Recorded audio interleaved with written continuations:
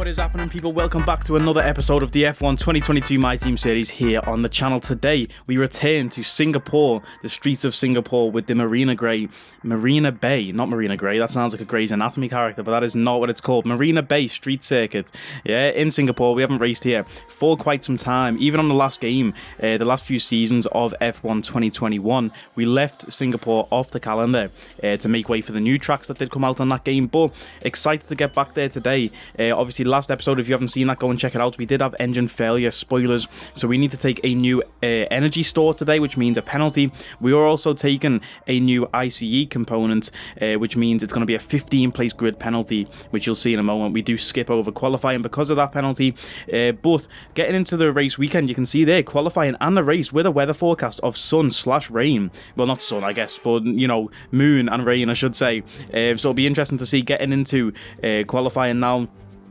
When the rain does come and how that affects the grid order. Obviously, like I say, we have a 15-place grid penalty anyway, so it's not really going to matter for us. It's starting off dry in this qualifying session, as you can see. So getting into this one, we do set a lap just to put a time on the board for the sake of it, and coming around the last corner now, hitting at the R zone and crossing the line in P21, so showing that we don't really have a lot of pace around here. And yeah, Lando Norris, quickest man in this session in Q1 there. It's been a while since we've seen a McLaren on that top step. And yeah, Dan Tickton does beat us in P21. But let's get to the race, see if we can improve and try and get driver of the day. Against the spectacular backdrop of the Singapore skyline, Formula One returns once again to do battle in what tends to become something of an endurance race, with the notorious sauna-like temperatures in the cockpit making for an extremely physically challenging race. It's a 3.1-mile lap here at the Marina Bay Street Circuit, with 47% taken at full throttle.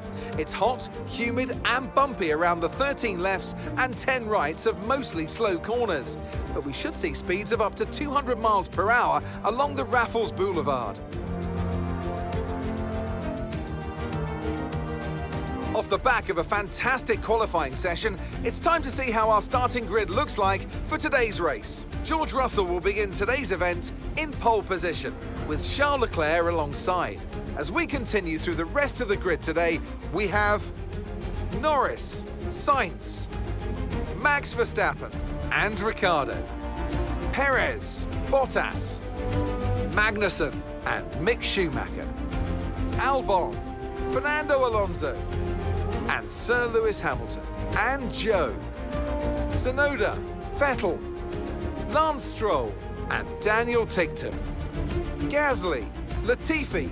They'll be starting further back after an earlier grid penalty.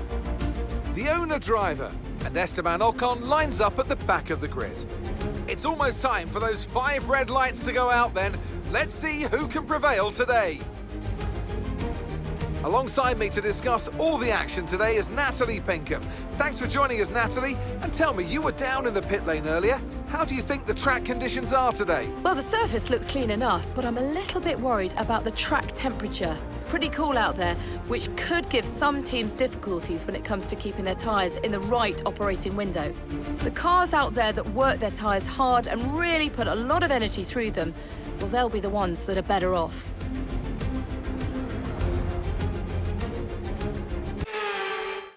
George Russell in the Mercedes on pole position there in Singapore. I've got a feeling that for season 2 of this career mode, Mercedes are going to be very, very good. I don't know why, I just get that feeling that when the new season comes, Mercedes are going to be the top team. We flip our strategy there, starting on the hard tyres. I'll explain that strategy call later on, but it is 5 red lights in Singapore, and it is lights out, and away we go. A slow start from everyone at the front there. It looks like Charles Leclerc right up alongside George Russell. Lando Norris in P3 had the better start out of everyone there. And down into turn 1, Esteban Ocon up the inside of us through turn 1. He takes a lot of curb through there. Gonna slow him down into turn 2. We try and go round the outside of Ocon and one of the AlphaTauri cars there. It's going to be Pierre Gasly starting on the soft tyres. Pierre on the soft, way at the back. He's committed to a 2-stop at least. And up the inside we go on Pierre Gasly. Our teammate Dan Ticktum in front. And now we've made a double overtake on Pierre Gasly and Esteban Ocon.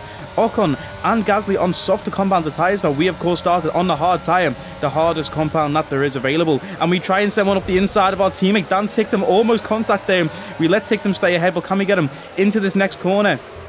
just shoving our car up the inside, taking a lot of curb on entry though, which unsettles the car a lot, and that's going to give Gasly a chance, or it's actually Ocon a chance to try and send one back up the inside on us, and we get a warning for a collision with Ocon. Let's check that out. This is on board with Ocon.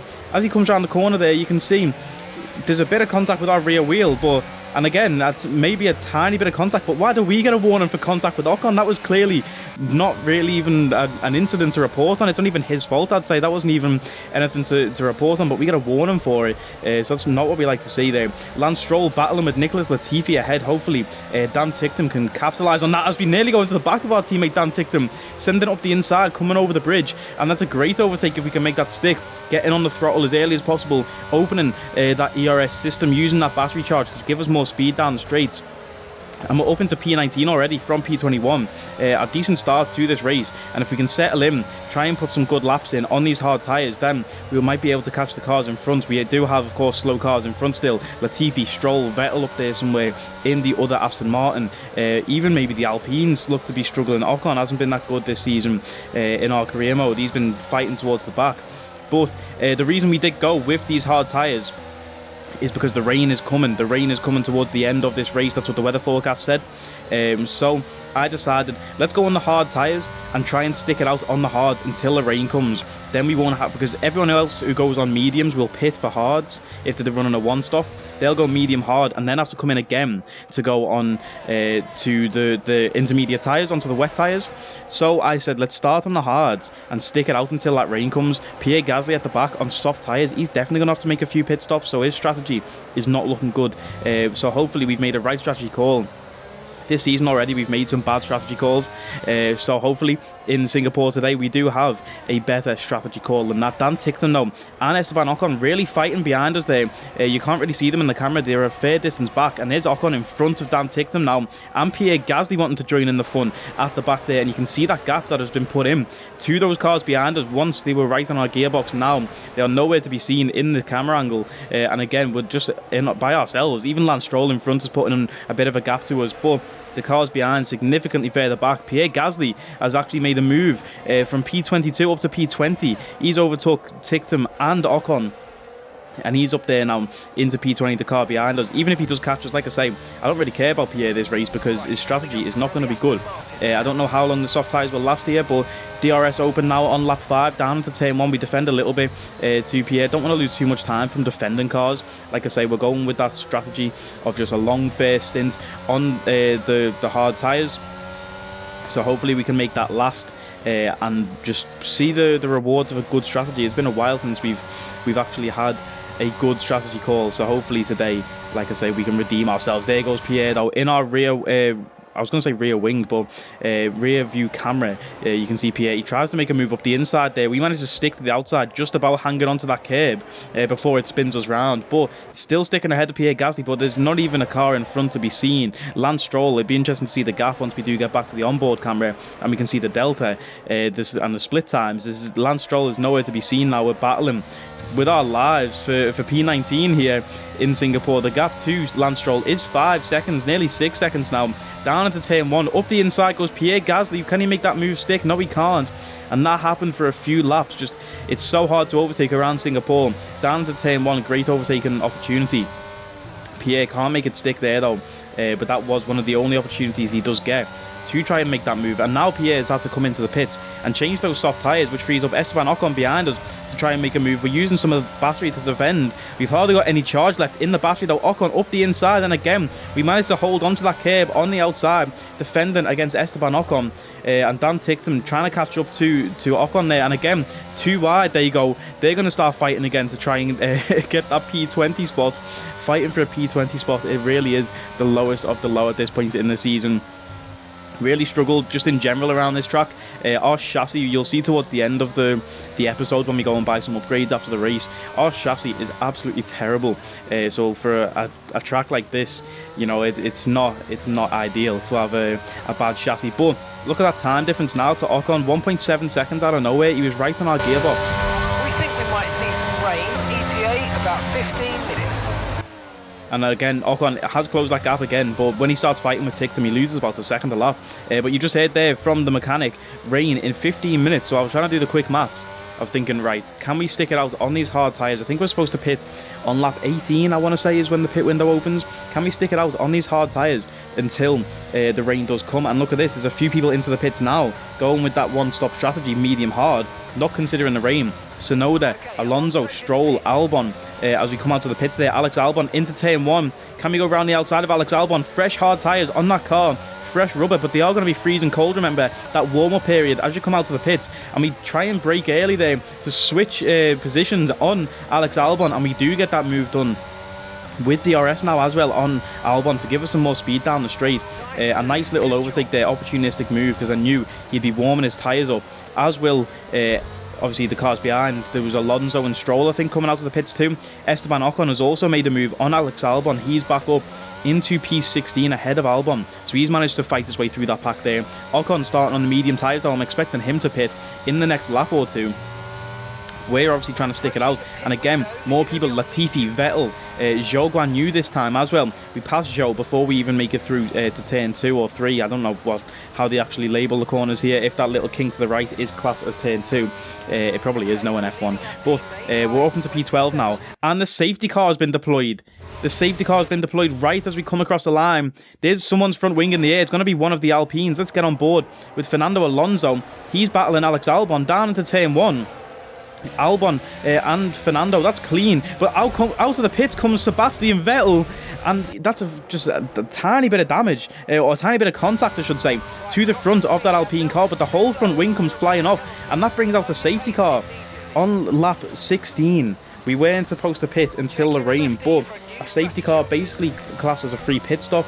Everyone has just pit the lap or the 2 laps before, so now I'm thinking, right, we need to come into the pits here and put some medium tyres on, and then when the rain comes we'll deal with that later. Everyone else is on fresh rubber. How long can we stick it out on these tyres with the safety car bunching the pack up again? Everyone's going to have fresh rubber for the restart, and we're going to be on old hard. So we come in, it's basically a free pit stop. We were in P12 I think before we came in, and we're going to come out, let's see where we're in, P17 now 18, and coming out of the pits. Where are we going to stay? Is it going to be staying in P18? Dan Ticktum, our teammate, approaching turn 1. Who's going to be ahead as we reach the safety car line? As Ticktum comes through, we cross the line and we are in front of Ticktum, so we stay ahead in P18. So we've lost 6 places in the pits there, but we're on brand new fresh medium tyres.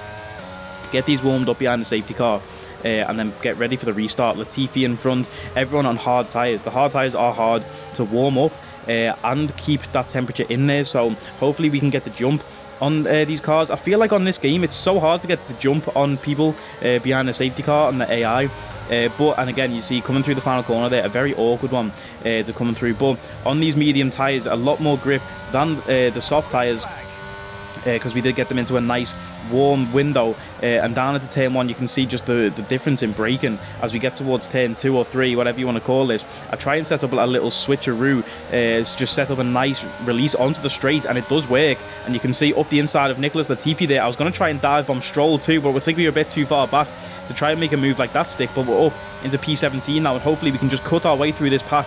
That is bunched up of course because of the safety car, everyone running those hard tyres, and we're on the mediums now till the end, unless that rain does come and throw a spanner in the works. And up the inside we go on Lance Stroll. It's also a double overtake there, almost on the AlphaTauri. That was a risky one. Managed to get the car slowed down though before we went into the side pod of Yuki Tsunoda there. But Tsunoda is the next car in our sights. We're up into P16 again. Can we have a look up the inside of Tsunoda there? No, we can't. Too far back, but we are sticking with this guy, showing the advantage of these medium compound tyres to the hards. Just showing the disadvantage we actually had at the start of the race too. The mediums seem to be a lot better race tyre than the hard compound was for us.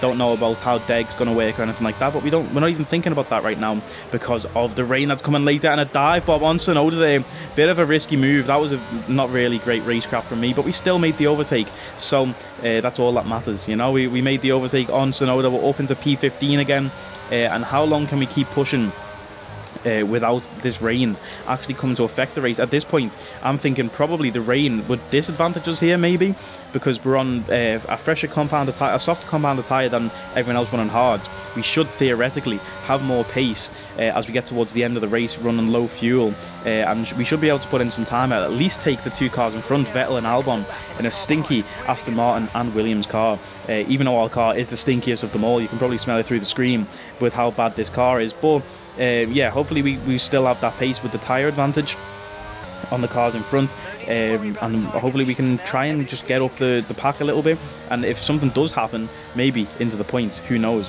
Coming through now to start lap 22, we do have DRS on Sebastian Vettel, so we're trying to catch that Aston Martin. I think he might have DRS on Alex Albon as well. So the advantage of that DRS is kind of crossed out, and look at that, there's the first drop of rain on the screen. If you can see that just next to where the top right is, you can see that drop on the camera.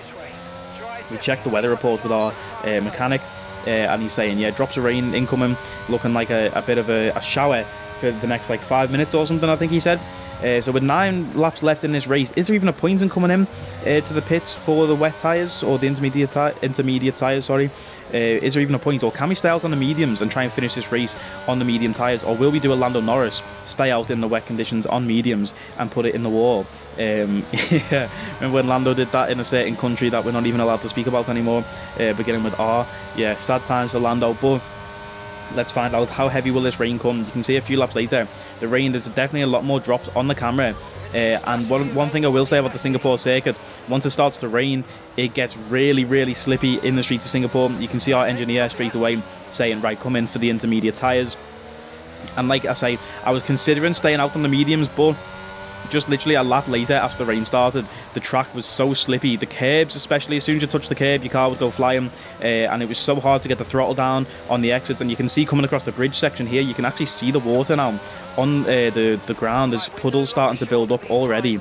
I said last year on last year's game, when it rains, it's Singapore's. That'll probably be the name of the title of this video again, but yeah, lashing down now, and you can just see the ground. Look how wet the ground is, and it's so hard to get that throttle down and get the power out because of how slippy the track is. And every time I got on the throttle, the back end was kicking out. It's so difficult as we come into the pits there, and even into the pits sliding over. We're lucky we don't get a penalty for that, and that's not a mechanic on the game, because I came into the pits, touched the curbs, and just absolutely slid over them, and obviously crossing the white line and coming back across it is a penalty. But yeah, we'll ignore that because the game doesn't have it as a mechanic. So, you know, there's certain times I employ mechanics that aren't in the game, so we can ignore that one for us there.